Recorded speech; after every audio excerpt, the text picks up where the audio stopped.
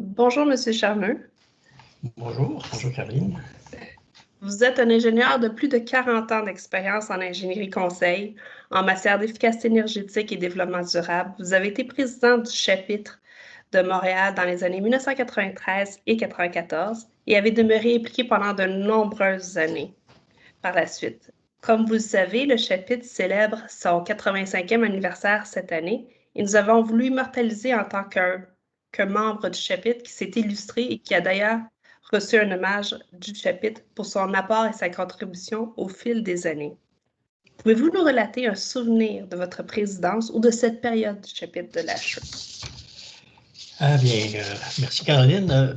Je n'étais pas à la Fondation il y a 85 ans. J'ai participé de nombreuses années. Au début des années 90, ça a été une période de renouveau. J'étais entouré d'une équipe extraordinaire, avec Daniel Robert, Yves Séguin, Christian Roy, Michel Robert, Bernard Viau, Alain Henley, Laurie Nichols, pour n'en nommer que quelques-uns. Il y a plusieurs faits marquants de cette époque-là. Je dirais le premier qui me revenait en tête, c'est la création des 3 branches étudiantes, à Polytechnique, ETS et Concordia. Grâce à Michel Bernier, Stanislas Cage et Radus Murenu, donc trois piliers dans les universités qui sont encore actifs d'ailleurs au chapitre et dans leur université.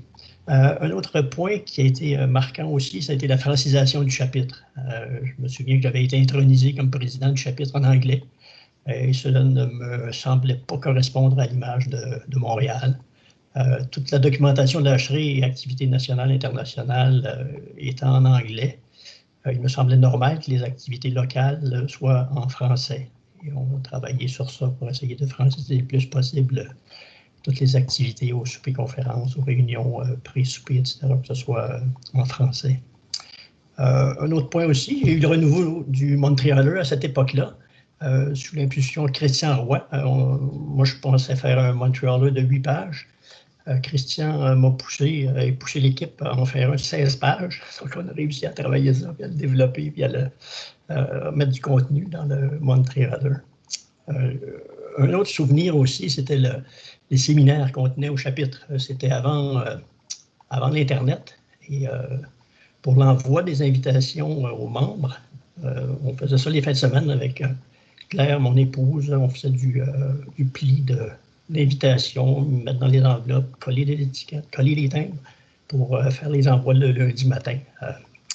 Elle mérite sûrement un membership honoraire de ce point de vue-là. Donc, je la remercie en passant. Il y a eu la préparation du chapitre de l'histoire du chapitre qui a été intéressant avec Alan Henley. J'ai passé de nombreuses soirées avec Alan. Il me racontait les histoires du chapitre de l'époque. Donc, ça a été fort intéressant de développer l'histoire du chapitre. Un autre point marquant de cette époque-là, à mon premier CRC à Moncton, dans ces années-là, il y avait le président qui était Daniel Robert à l'époque, et moi j'étais le vice-président, j'étais alternate, et nous étions 2 plus Marcel Cyr, donc nous étions 3 au CRC à Moncton. Donc c'était une autre époque. La représentation du chapitre maintenant est beaucoup plus nombreuse aux activités du CRC, ce qui fait profiter aussi le chapitre. Donc, c'est quelques petits événements qui se sont passés au début des années 90. Parfait. Merci beaucoup. Et comme autre petite question, quelle est votre perspective sur l'évolution de la conception des systèmes de CVCA au fil des années?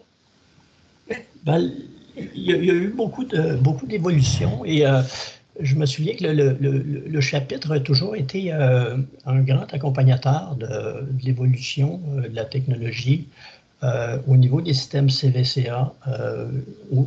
Au début des années 90, justement, il y avait le remplacement des CFC, donc c'était la départition de la couche d'ozone, et l'ASHRAE a toujours été impliquée dans ça par les formations. Il y a eu plusieurs séminaires sur le sujet au chapitre. Et le chapitre a toujours été à l'avant-garde du suivi effectif de l'évolution des nouvelles technologies, des nouveaux défis. Il y a eu la problématique de la qualité de l'air intérieur. Les taux de ventilation à certaines époques étaient devenus trop faibles, donc il y a eu des réajustements qui ont été faits. L'efficacité énergétique a toujours été un sujet important aussi au chapitre et pour l'ASHRAE. Et Aujourd'hui, c'est encore un sujet qui est encore de plus en plus important, je dirais, dans l'évolution. On fait face maintenant à un nouveau défi qui est le réchauffement climatique. Et l'Hacherie en fait partie de la solution. Il y a plusieurs guides qui ont été développés par l'Hacherie avec des performances, des consommations 50% meilleures que les références, etc. Donc pour s'en aller tranquillement vers des bâtiments qui vont être zéro carbone. La direction que le bâtiment doit prendre, à mon avis, dans les prochaines années, c'est d'améliorer la résilience des bâtiments et des systèmes mécaniques aussi, améliorer la résilience des enveloppes, donc avoir des enveloppes plus performantes pour que le bâtiment soit moins influencé par les conditions extérieures et avoir des systèmes mécaniques hydrauliques centralisés le plus possible dans le bâtiment pour pouvoir varier les sources d'énergie. Avoir des systèmes à basse température, des réseaux d'eau chaude à basse température, des réseaux d'eau refroidie centralisés. Donc, sur les systèmes, on peut à ce moment-là varier la source d'énergie, que ce soit une pompe à chaleur, que ce soit biocombustible, que ce soit l'électricité. Donc, avoir une flexibilité de la source d'énergie qu'on peut mettre dans le bâtiment, pouvoir raccorder à des réseaux urbains aussi. Et du côté refroidissement, la même chose aussi, avoir le moins de réfrigérants possible et d'être capable d'évoluer dans le temps avec des nouvelles machines, des nouveaux réfrigérants, de façon plus facile d'avoir des systèmes qui soient plus évolutifs dans le temps. Donc, on voit que l'Hacherie a toujours eu sa pertinence pour suivre les sujets technologiques. On l'a vu avec notre dernier symposium il y a quelques jours. Donc, l'Hacherie est toujours pertinente pour suivre les sujets d'actualité. Ça a toujours été le fil conducteur de l'Hacherie. Et je me souviens d'une parole de Michel Bernier qui disait les 3 choses les plus importantes pour le chapitre, c'est la qualité des conférences. Deuxièmement, la qualité des conférences. Troisièmement, la qualité des conférences. C'est ce qui fait le succès du chapitre, puis ce qui a fait son histoire, son succès, puis qui continue à faire le succès du chapitre de Montréal. Merci beaucoup, M. Charneux, de vos efforts et de pousser les limites de l'ingénierie dans nos pratiques. Merci. Merci.